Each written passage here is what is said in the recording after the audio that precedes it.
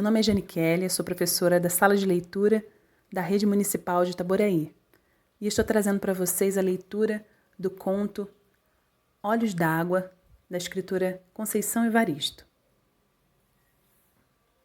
Uma noite, há anos, acordei bruscamente e uma estranha pergunta explodiu de minha boca. De que cor eram os olhos de minha mãe?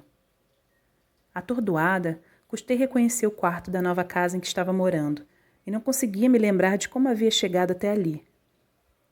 E a insistente pergunta martelando, de que cor eram os olhos de minha mãe? Aquela indagação havia surgido há dias, há meses, posso dizer. Entre um afazer e outro, eu me pegava pensando de que cor seriam os olhos de minha mãe. E o que a princípio tinha sido um mero pensamento interrogativo, naquela noite se transformou em uma dolorosa pergunta carregada de um tom acusativo. Então, eu não sabia de que cor eram os olhos de minha mãe? Sendo a primeira de 7 filhas, desde cedo busquei dar conta de minhas próprias dificuldades. Cresci rápido, passando por uma breve adolescência. Sempre ao lado de minha mãe, aprendi a conhecê-la. Decifrava o seu silêncio nas horas de dificuldade, como também sabia reconhecer em seus gestos prenúncios de possíveis alegrias. Naquele momento, entretanto, me descobria cheia de culpa por não recordar de que cor seriam os seus olhos. Eu achava tudo muito estranho, pois me lembrava nitidamente de vários detalhes do corpo dela. Da unha encravada do dedo mindinho do pé esquerdo, da verruga que se perdia no meio de uma cabeleira crespa e bela. Um dia, brincando de pentear boneca, alegria que a mãe nos dava quando, deixando por uns momentos o lava-lava, o passa-passa das roupagens alheias, e se tornava uma grande boneca negra para as filhas, descobrimos uma bolinha escondida bem no couro cabeludo dela. Pensamos que fosse carrapato. A mãe cochilava e uma de minhas irmãs, aflita, querendo livrar a boneca mãe daquele padecer, puxou rápido o bichinho. A mãe e nós rimos e rimos e rimos de nosso engano. A mãe riu tanto das lágrimas escorrerem. Mas de que cor eram os olhos dela? Eu me lembrava também de algumas histórias da infância de minha mãe. Ela havia nascido em um lugar perdido no interior de Minas. Ali, as crianças andavam nuas até bem grandinhas. As meninas, assim que os seios começavam a brotar, ganhavam roupas antes dos meninos. Às vezes, as histórias da infância de minha mãe confundiam-se com as de minha própria infância. Lembro-me de que muitas vezes, quando a mãe cozinhava, da panela subia cheiro algum. Era como se cozinhasse ali apenas o nosso desesperado desejo de alimento. As labaredas sob a água solitária que fervia na panela cheia de fome pareciam debochar do vazio do nosso estômago, ignorando nossas bocas infantis em que as línguas brincavam a salivar sonho de comida. E era justamente nesses dias de parco ou nenhum alimento que ela mais brincava com as filhas. Nessas ocasiões, a brincadeira preferida era aquela em que a mãe era a senhora, a rainha. Ela se assentava em seu trono, um pequeno banquinho de madeira. Felizes, escolhíamos flores cultivadas em pequeno pedaço de terra que circundava o nosso barraco. As flores eram depois solenemente distribuídas por seus cabelos, braços e colo. E diante dela, fazíamos reverências à senhora. Postávamos deitadas no chão e batíamos cabeça para a rainha. Nós, princesas, em volta dela, cantávamos, dançávamos, sorríamos. A mãe sorria de uma maneira triste e com um sorriso molhado. Mas de que cor eram os olhos de minha mãe? Eu sabia, desde aquela época, que a mãe inventava esse e outros jogos para distrair a nossa fome. E a nossa fome se distraía. Às vezes, no final da tarde, antes que a noite tomasse conta do tempo, ela se sentava na soleira da porta e juntas ficávamos contemplando as artes das nuvens no céu. Umas viravam carneirinhos, outras cachorrinhos, algumas gigantes adormecidos, e havia aquelas que eram só nuvens, algodão doce. A mãe então espichava o braço, que ia até o céu, colhia aquela nuvem, repartia em pedacinhos e enfiava rápido na boca de cada uma de nós. Tudo tinha de ser muito rápido, antes que a nuvem derretesse e com ela os nossos sonhos se esvaecessem também. Mas de que cor eram os olhos de minha mãe? Lembro-me ainda do temor de minha mãe nos dias de fortes chuvas. Em cima da cama, agarrada a nós, ela nos protegia com seu abraço. E com os olhos alagados de prantos, balbuciava rezas a Santa Bárbara, temendo que o nosso frágil barraco desabasse sobre nós.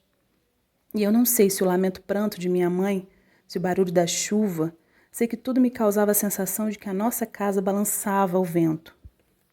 Nesses momentos, os olhos de minha mãe se confundiam com os olhos da natureza. Chovia, chorava, chorava, chovia. Então, por que eu não conseguia lembrar a cor dos olhos dela? E naquela noite, a pergunta continuava me atormentando. Havia anos que eu estava fora de minha cidade natal. Saíra de minha casa em busca de melhor condição de vida para mim e para minha família. Ela e minhas irmãs tinham ficado para trás. Mas eu nunca esquecera minha mãe. Reconheci a importância dela na minha vida, não só dela, mas de minhas tias e de todas as mulheres de minha família. E também, já naquela época, eu entoava cantos de louvor a todas as nossas ancestrais, que desde a África vinham arando a terra da vida com as suas próprias mãos, palavras e sangue. Não, eu não esqueço essas senhoras, nossas iabás, donas de tantas sabedorias. Mas de que cor eram os olhos de minha mãe? E foi então que, tomada pelo desespero por não me lembrar de que cor seriam os olhos de minha mãe, naquele momento resolvi deixar tudo e no dia seguinte voltar à cidade em que nasci. Eu precisava buscar o rosto de minha mãe, fixar o meu olhar no dela, para nunca mais esquecer a cor de seus olhos. Assim fiz. Voltei, aflita, mas satisfeita. Vivi a sensação de estar cumprindo o ritual, em que a oferenda aos orixás deveria ser a descoberta da cor dos olhos de minha mãe. E quando, após longos dias de viagem para chegar à minha terra, pude contemplar extasiado os olhos de minha mãe, sabem o que vi? Sabem o que vi?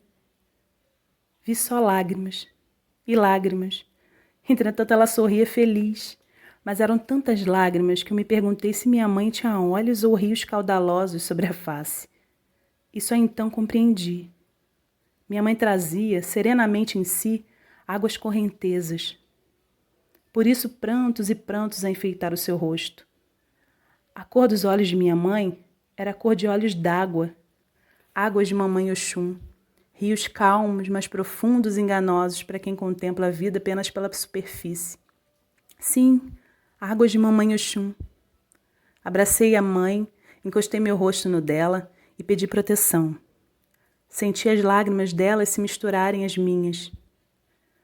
Hoje, quando já alcancei a cor dos olhos de minha mãe, tento descobrir a cor dos olhos de minha filha.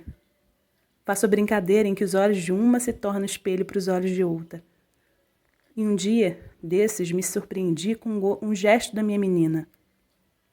Quando nós duas estávamos nesse doce jogo, ela tocou suavemente no meu rosto, me contemplando intensamente. E enquanto jogava o olhar dela no meu, perguntou baixinho, mas tão baixinho, como se fosse uma pergunta para ela mesma, ou como se estivesse buscando e encontrando a revelação de um mistério ou de um grande segredo. Eu escutei, quando sussurrando, minha filha falou: "Mãe, qual é a cor tão úmida de seus olhos?" E assim terminamos o conto Olhos d'Água. Vou falar um pouco para vocês quem é Conceição Evaristo. Conceição Evaristo nasceu numa favela da zona sul de Belo Horizonte. Teve que conciliar os estudos com o trabalho como empregada doméstica até concluir o curso normal. Em 1971, já aos 25 anos, mudou-se então para o Rio de Janeiro, onde passou num concurso público para o magistério e estudou letras na UFRJ.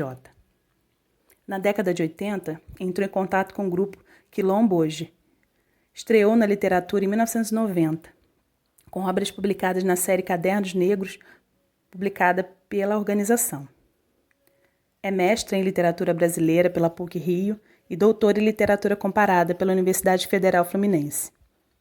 Suas obras, em especial o romance Ponciá Vivêncio, de 2003, abordam temas como a discriminação racial, de gênero e de classe. A obra foi traduzida para o inglês e publicada nos Estados Unidos em 2007.